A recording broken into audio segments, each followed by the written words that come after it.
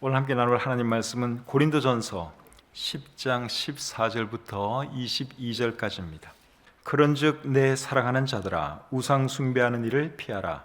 나는 지혜 있는 자들에게 말함과 같이 하노니 너희는 내가 이르는 말을 스스로 판단하라. 우리가 축복하는 바 축복의 자는 그리스도의 피에 참여함이 아니며 우리가 떼는 떡은 그리스도의 몸에 참여함이 아니냐. 떡이 하나요 많은 우리가 한 몸이니 이는 우리가 다 한 떡에 참여함이라. 육신을 따라 난 이스라엘을 보라. 제물을 먹는 자들이 제단에 참여하는 자들이 아니냐. 그런즉 내가 무엇을 말하느냐. 우상의 제물은 무엇이며 우상은 무엇이냐. 무릇 이방인이 제사하는 것은 귀신에게 하는 것이요 하나님께 제사하는 것이 아니니 나는 너희가 귀신과 교제하는 자가 되기를 원하지 아니하노라. 너희가 주의 잔과 귀신의 잔을 겸하여 마시지 못하고 주의 식탁과 귀신의 식탁에 겸하여 참여하지 못하리라. 그러면 우리가 주를 노여워하시게 하겠느냐? 우리가 주보다 강한 자냐? 아멘. 하나님, 오늘도 우리에게 귀한 주일을 허락해 주시고 이 시간 우리 성도님들 이곳에 모여서 우리 하나님을 함께 예배하시도록 해주신 것 감사합니다.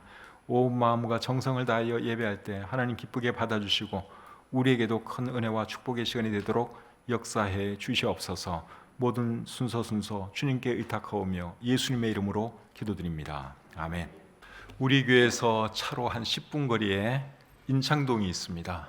그 인창동에 가면 재개발이 되어야 할 것 같은 그런 동네가 하나 있습니다. 근데 그 동네에 한 점집이 있는데 그 점집에서 크게 플래카드 붙여놓은 것을 제가 얼마 전에 읽었습니다. 그 플래카드에 뭐라고 쓰여 있었는가 하면 대복은 하늘이 주고 중복은 조상이 내리고 소복은 자신의 노력으로 온다. 이렇게 쓴 플래카드가 크게 붙어 있었습니다. 대복, 큰 복은 하늘이 주고 중복, 중간 복은 조상이 내리고 소복, 작은 복은 자신의 노력으로 온다. 그런 글귀였습니다. 그 글을 보면서 제가 어떤 생각을 했는가 하면 저분도 큰 복은 하나님이 주시는 것을 아는구나 하는 생각을 했습니다. 대복은 하늘이 준다 그랬으니까 하늘이 곧 하나님 아니겠습니까? 그러니까 큰 복을 받고 싶은 사람은 어디로 가면 되겠습니까? 교회로 오시면 되죠. 하나님 섬기는 곳이 교회죠. 그래서 진짜 큰 복 받고 싶은 사람은 다른 데 가면 안 되고 하나님 섬기는 교회에 오셔야 합니다. 오늘 우리 성도님들 교회 오셨는데 정말 잘 오신 거예요. 여러분들 정말 대복 받을 분들입니다. 대복 받으시기를 주님의 이름으로 축복합니다. 그리고 또 제가 뭘 생각했는가 하면 우리나라는 확실히 조상 숭배가 참 심각하구나 하는 생각을 했습니다. 그러니까 그 글귀에도 중복은 조상이 내린다 하는 말귀를 써 넣은 것이죠. 우리나라 사람들이 제일 많이 하는 우상 숭배가 제 생각에는 조상 숭배라고 생각이 듭니다. 돈이나 명예나 쾌락을 우상처럼 떠받들고 사는 사람도 많지만 돈이나 명예나 쾌락을 우상처럼 떠받든다고 해서 실제로 그것들 앞에서 절을 하는 것은 아니죠. 실제로 절을 하는 우상 숭배 1위는 뭔가 하면 조상 숭배입니다. 우리나라에는 불상 앞에서 절을 하는 사람도 굉장히 많지요. 그런데 불상 앞에서 절하는 사람보다 조상 앞에서 절하는 사람들의 수가 훨씬 더 많습니다. 불상 앞에서 절하는 사람들은 불교 믿는 사람들이나 그렇게 하겠죠. 그런데 조상 앞에 절하는 사람들은 기독교인 빼고는 거의 다 한다고 보시면 됩니다. 심지어 캐톨릭 다니는 사람도 제사 지내니까. 그러니까 불상 앞에 절하는 사람들보다도 조상 숭배하는 사람들의 수가 우리나라에는 월등히 더 많다 하는 것이죠. 전도를 해봐도 우리나라 사람들에게 가장 큰 거침돌이 뭔가 하면 제사 문제예요. 제사 문제.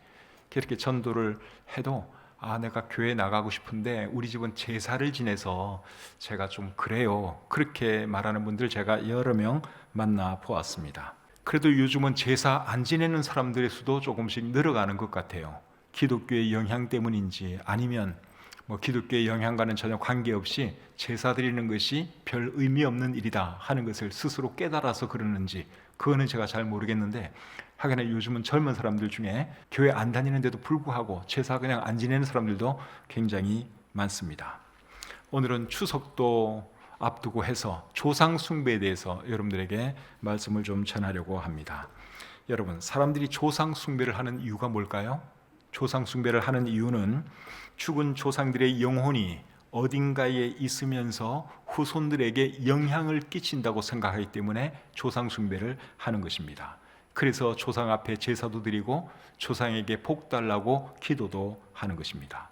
그런데 그런 것은 이제 조상 숭배하는 사람들의 생각이고, 사실은 뭘까요? 사실은 뭔가 하면 죽음 이후에 대해서 유일하게 대답을 해주시는 책이 성경이죠. 근데 이 성경에 의하면 사람은 죽으면 죽는 즉시 그 영혼이 천국 아니면 지옥으로 갑니다. 그 말씀이 누가복음 16장 19절부터 24절에 나오는데 한번 보겠습니다. 한 부자가 있어 자색 옷과 고운 베옷을 입고 날마다 호화롭게 즐기더라. 그런데 나사로라 이름하는 한 거지가 헌데투성이로 그의 대문 앞에 버려진 채 그 부자의 상에서 떨어지는 것으로 배불리려 하며 심지어 개들이 와서 그 헌데를 핥더라.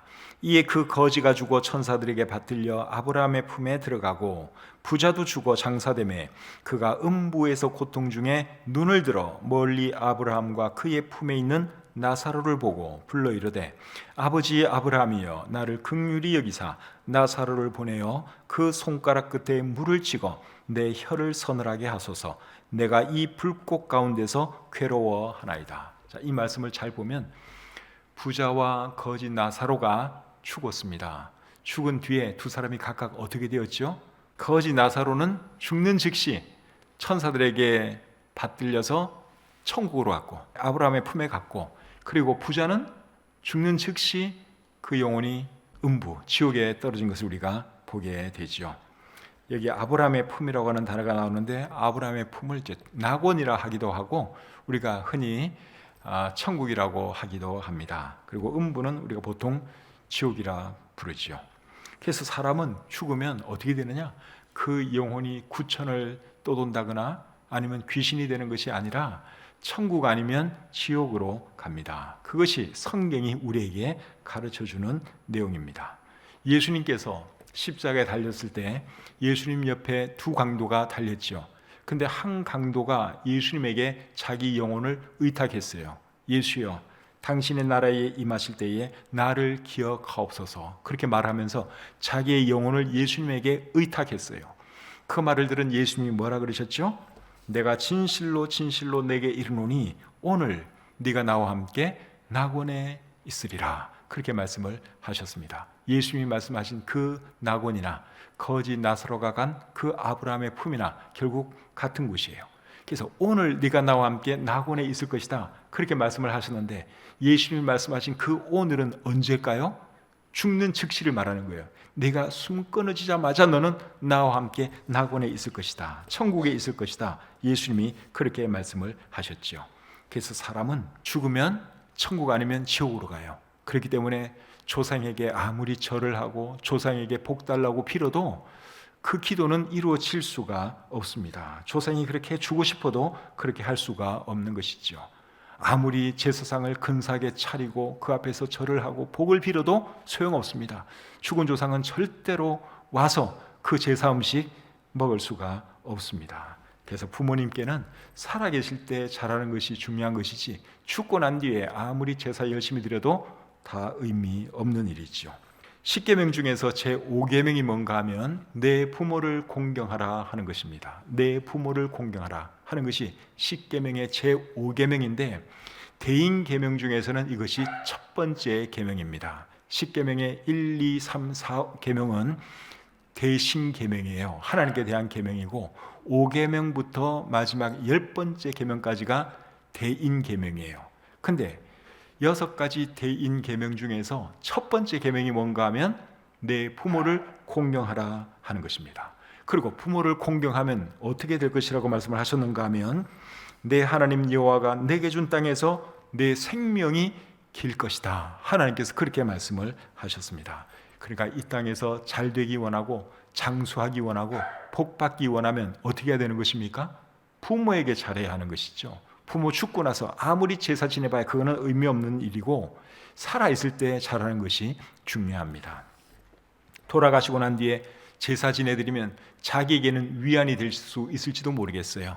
내가 살았을 때 우리 부모에게 참 못했는데 우리 할머니 할아버지에게 참 못했는데 이렇게 제사라도 드리니까 그래도 참 위안이 된다. 뭐 그런 말은 가능은 해요. 자기 위안은 될지 모르지만 죽은 조상에게는 아무런 도움이 되지 않는다 하는 것이죠. 돌아가신 부모님이 다시 오셔서 그 제사상을 받는 것도 아니고 죽은 조상이 다시 와서 받는 것도 아니죠. 그래서 살아계실 때 잘하는 것이 중요하고 성경이 가르치는 것이 바로 그것입니다. 그런데 여러분, 조상에게 제사 지내면 좋아하는 존재가 있기는 있어요. 그게 누군가 하면 귀신입니다. 오늘 본문 20절에 그렇게 나와 있습니다. 무릇 이방인이 제사하는 것은 귀신에게 하는 것이요 하나님께 제사하는 것이 아니니 나는 너희가 귀신과 교제하는 자가 되기를 원하지 아니하노라. 이방인이 제사하는 것은 누구에게 하는 거라 그랬습니까? 귀신에게 하는 거라고 말씀하고 있죠. 여기서 말하는 귀신은 사탄을 추종하는 악령들을 말하는 것입니다. 죽은 사람이 귀신되고 그런 거 아니고 사탄을 따르는 악령들을 우리 성경에서는 귀신이라고 표현을 하고 있습니다. 신내림 받은 무당들 보면은 그 사람들이 작두에 막 올라가고 그러죠. 어떻게 해서 그런 일이 가능하느냐? 그것은 그 사람이 섬기는 귀신이, 즉 악령이 그렇게 하도록 도와주기 때문에 그러는 것입니다. 그리고 또 신내림 받은 무당들 보면 죽은 영혼과 죽은 사람의 영혼과 대화도 하고 죽은 사람의 말을 또 대신 가족들에게 해주기도 하고 그렇습니다. 그런 것도 다 누가 하는 것인가 하면 사실은 귀신이 하는 거예요. 귀신이 장난치는 거예요. 진짜 죽은 할아버지가, 죽은 부모가 이렇게 말을 하는 것이 아니라 귀신이 그렇게 하는 것입니다. 근데 물론 내용이 맞는 것도 상당히 있어요. 귀신은 그 정도 능력은 있거든요. 근데 이제 그걸 이제 사람들이 모르고 우리 죽은 우리 할아버지가 지금 나에게 말을 하는구나 뭐 이렇게 생각하기도 하는 건데, 그건 귀신이 장난치는 거예요. 그런 장난에 놀아나면 안 되는 것이죠. 그래서 이런 거 보면 귀신은 확실히 존재하는 것이 맞습니다. 악령은 존재해요. 악령이 존재하면 악령의 대장인 사탄도 존재하겠죠. 사탄이 존재하면 또 누가 살아계실까요? 하나님이 살아계시죠. 그러니까 무당하는 거 여러분 잘 관찰해 보세요. 그러면 진짜 그 영들의 세계가 있네, 악령은 있네, 귀신이 있네, 여러분들 알게 돼요. 그러면 이렇게 추론해 보면 결국은 사탄도 있는 것이고 하나님도 살아 계시는 것이죠. 그래서 조상에게 제사하는 것은 누구에게 하는 것이다? 귀신에게 하는 것이다, 악령에게 하는 것이다 하는 것을 여러분들이 잘 아셔야 됩니다. 그리고 조상에게 제사 지내는 것은 우상 숭배라고 오늘 보면 14절이 말씀하고 있죠. 자, 14절 보겠습니다. 그런즉 내 사랑하는 자들아 우상 숭배하는 일을 피하라. 여기서 말하는 우상 숭배가 이방 신에게 제사하는 것, 조상에게 제사하는 것, 그 모든 것을 여기서는 우상 숭배다 그렇게 말을 하고 있습니다. 근데 우리 하나님이 제일 미워하는 게 뭔가 하면 우상 숭배잖아요.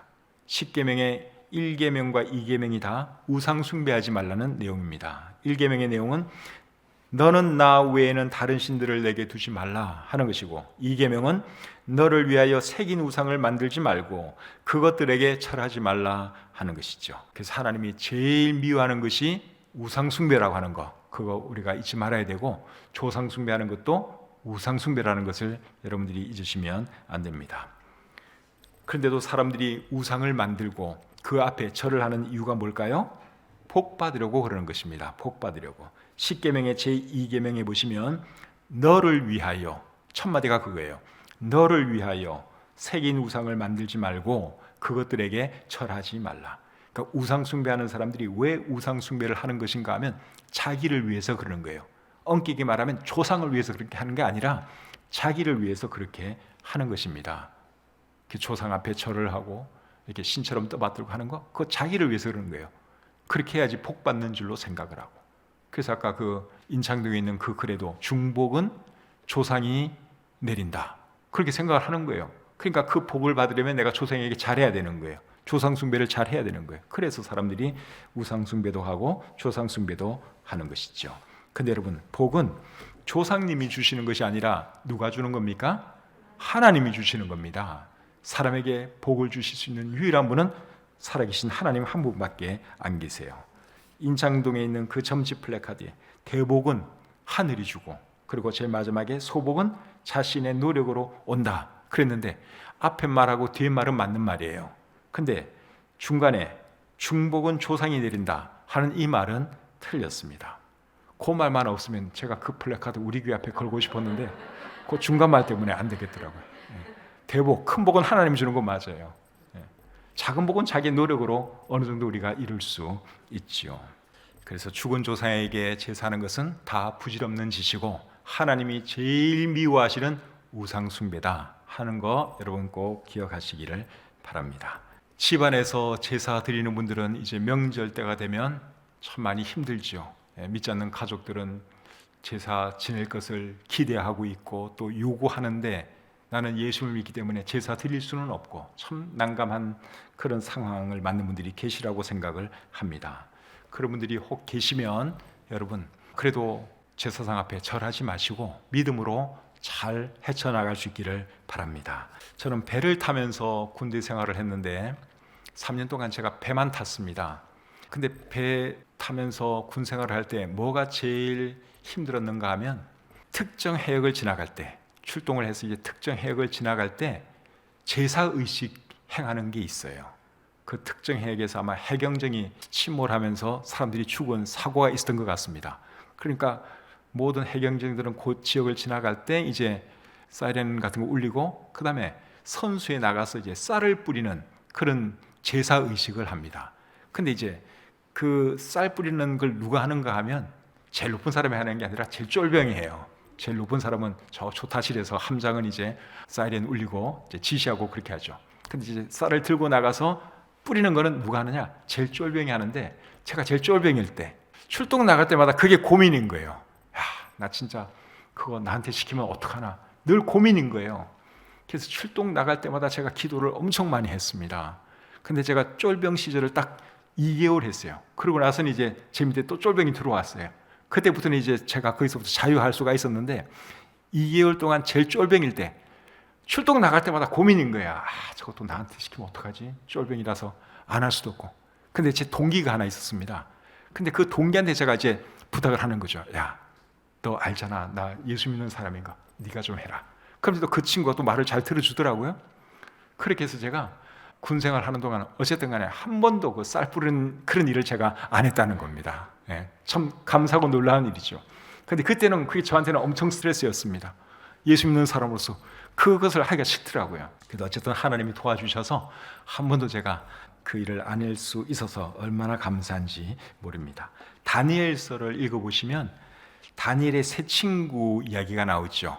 그 세 친구들이 우상 앞에서 절을 하지 않는 그 이야기 읽어보면 이 사람들이 정말 대단한 사람들이다 하는 그런 생각을 하게 됩니다. 한번 보겠습니다. 다니엘서 3장 4절부터 7절까지입니다.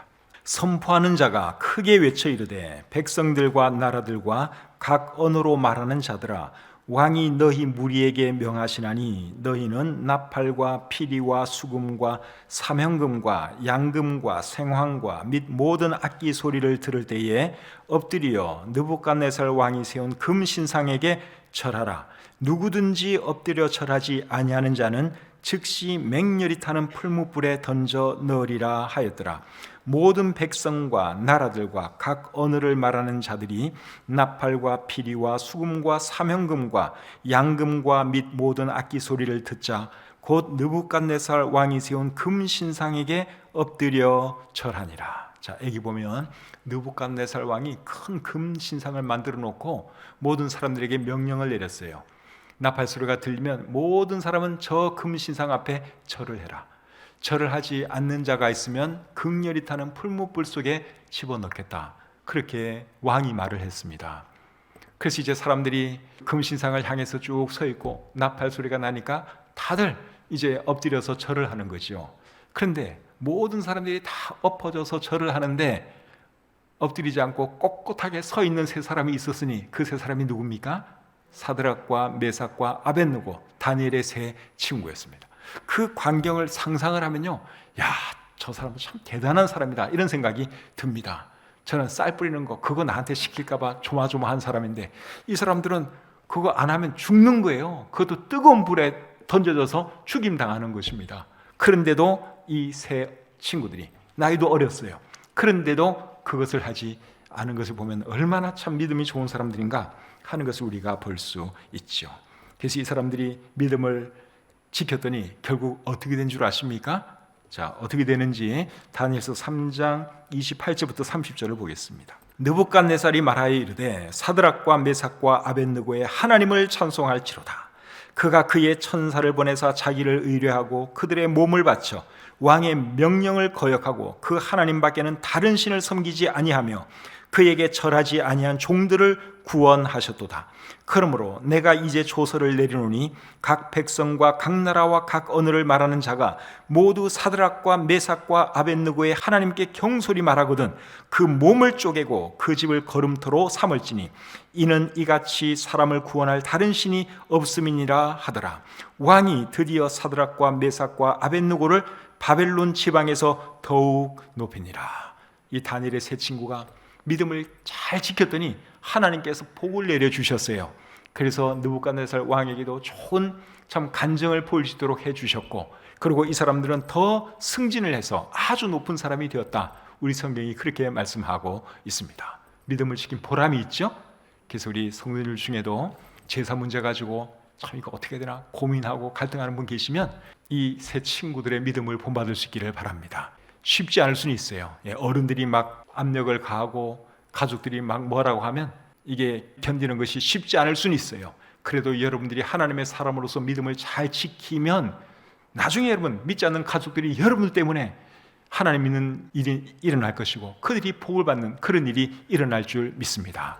느부갓네살 왕이 이 세 친구를 보고 여러분 하나님에 대해서 다시 보게 되었잖아요. 하나님이 정말 살아계신 하나님인 것을 느부갓네살 왕이 깨닫게 되었습니다. 근데 믿음을 지키지 않으면 이제 이런 역사가 안 일어나는 거예요. 그래서 우리 성도님들 중에 이렇게 보면은 가족들 전도 다 한 사람들의 그 간증 이렇게 들어보면, 지난번에 우리 이성문 지사님 그 상가 말씀 나누면서 간증했죠. 그 제사 문제 예수 딱 믿고 나서부터 바로 그냥 안 했다고, 안 하는 걸로 그렇게 선포를 했다고 말을 했습니다.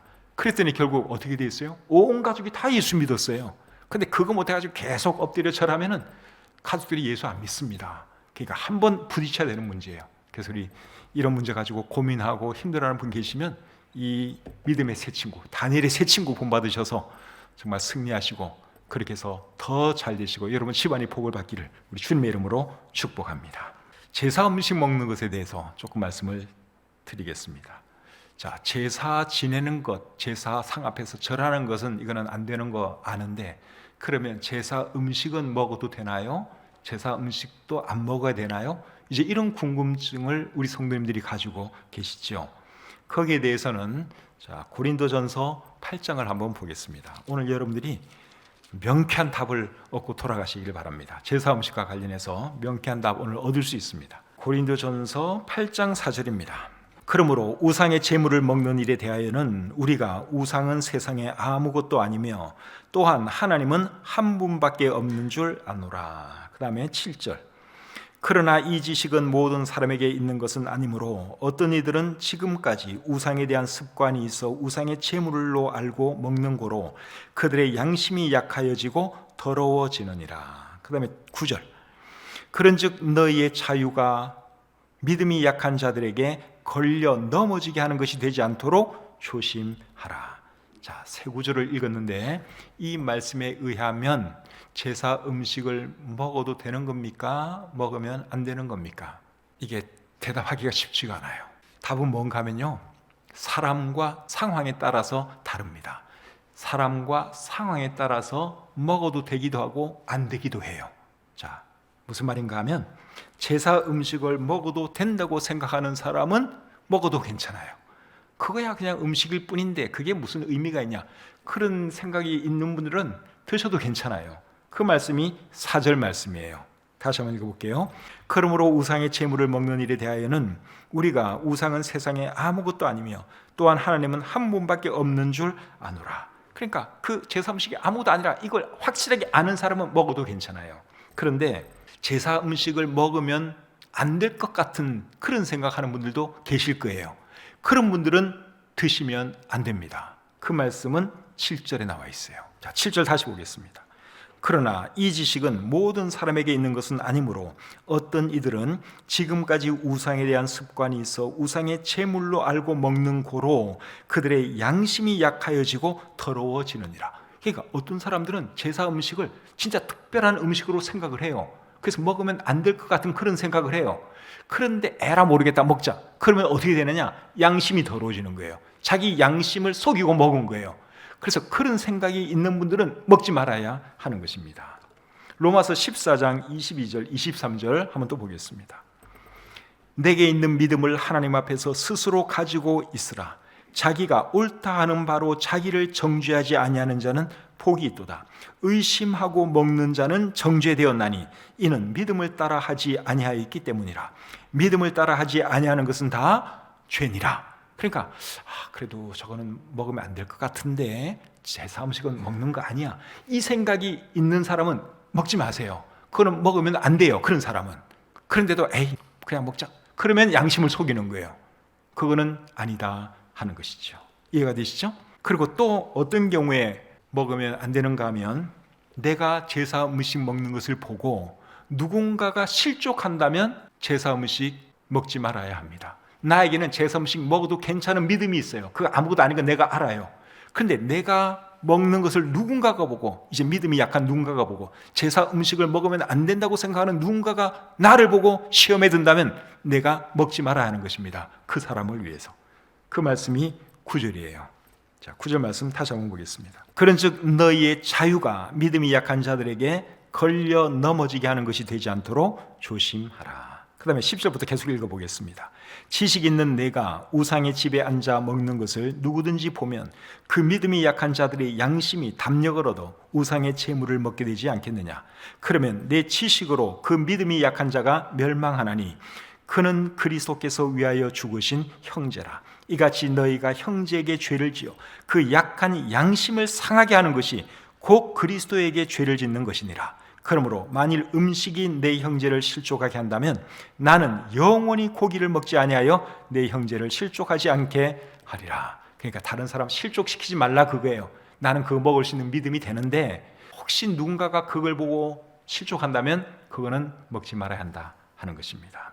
제사 음식과 관련해서 고린도전서 10장 23절부터 28절까지 말씀도 굉장히 유익합니다. 그 말씀 한번 보겠습니다. 모든 것이 가하나 모든 것이 유익한 것은 아니요, 모든 것이 가하나 모든 것이 덕을 세우는 것은 아니니 누구든지 자기의 유익을 구하지 말고 남의 유익을 구하라. 무릇 시장에서 파는 것은 양심을 위하여 묻지 말고 먹으라. 이는 땅과 거기 충만한 것이 주의 것임이라. 불신자 중 누가 너희를 청할 때에 너희가 가고자 하거든 너희 앞에 차려놓은 것은 무엇이든지 양심을 위하여 묻지 말고 먹으라. 누가 너에게 이것이 재물이라 말하거든 알게 한 자와 그 양심을 위하여 먹지 말라. 무슨 말인지 이해가 되죠? 그러니까 나는 먹을 만한 믿음이 있다 해도 혹시 내가 먹는 것을 보고 시험 들 사람이 있으면 그 사람을 위해서 먹지 말라 하는 것입니다. 그래서 제사 음식에 대해서 여러분들이 확실하게 잘 정리하셔서 그건 그냥 음식일 뿐이다, 이런 확실한 믿음이 있으면 잡으셔도 괜찮아요. 그런데 찝찝해, 그래도 안 먹는 게 맞는 것 같아, 그런 분들은 드시지 마세요. 그리고 나는 먹어도 된다고 생각하는데 옆에 누군가가 먹으면 안 된다고 생각하는 사람이 있으면 그 사람을 위해서 같이 드시지 마시기를 바랍니다. 이렇게 하는 것이 정답이에요. 이해가 되셨죠? 그래서 제사 음식 먹어도 되냐 안 되냐 오늘 여러분들이 들으셨으니까 이 기준대로 하시면 됩니다. 중요한 거는 나의 유익을 추구하지 말고 다른 사람의 유익을 우리가 생각을 해줘야 되는 것이고, 그리고 항상 덕을 세우고 절대로 실족시키는 일은 있어서는 안 된다 하는 것입니다. 다른 모든 문제도 이 원리로 우리가 일을 하면 돼요. 그것이 음악에 관한 것이든 취미생활에 관한 것이든 뭐라도 성경에서 명쾌하게 설명하지 않는 것은 요거 생각하시면 돼요. 나는 괜찮은데 혹시 다른 사람들이 보면 이상하게 생각할 수 있을 것 같으면 하면은 안 되는 것이죠. 이해가 되시죠? 모든 게 다 그거예요.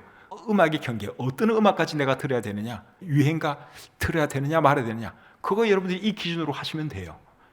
취미생활, 이런 취미가 해도 되나 하면 안 되나, 그것도 마찬가지예요. 여러분들이 지혜롭게 결정하시면 되겠습니다. 조상 숭배에 대해서 오늘 말씀을 드렸는데 이 말씀 여러분들에게 유익이 되셨으면 좋겠습니다. 우리나라 국민의 상당수가 지금 조상 숭배를 하고 있어요. 근데 하나님이 제일 싫어하는 것이 그런 우상 숭배라는 것입니다.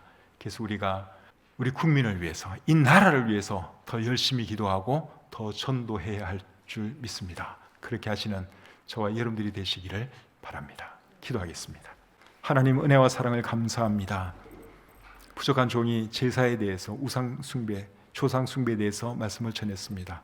이 말씀을 우리 성도님들이 잘 이해하도록 도와주시고, 혹시 제사 문제로 힘들어하는 분들 계시면 참 믿음을 더하셔서 잘 이겨내시도록 도와주시옵소서. 다니엘의 세 친구가 참 죽음을 무릅쓰고 우상 숭배하지 않았을 때 결국 하나님께서 그들의 믿음을 선대해 주시고 그들을 복 주신 것을 우리가 보았습니다.